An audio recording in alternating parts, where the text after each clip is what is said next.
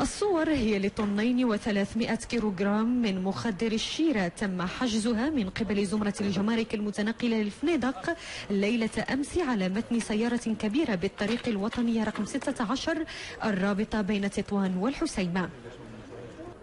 الدورية قامت بنصب الكمين على مستوى الطريق رقم 16 ورصدت سيارة مشبوهة، حيث تم إعطاء للسائق ديالها إشارة الامتثال، غير أنه لم يمتثل وداس على المشيكات المنصوبة من قبل الأعوان.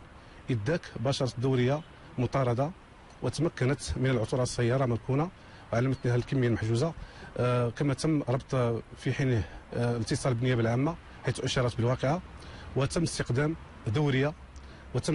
دورية تابعة لزمرة تطوان وكذا دورية تابعة للدرك الملكي من أجل تأمين المنطقة والقيام بحملة تنشيطية في محيط التدخل. مرة أخرى إذن تفلح يقظة رجال الجمارك في إحباط عملية تهريب كمية مهمة من مخدر الشيرة في إطار المجهودات المبذولة لمحاربة التهريب بمختلف أنواعه بمنطقة الشمال.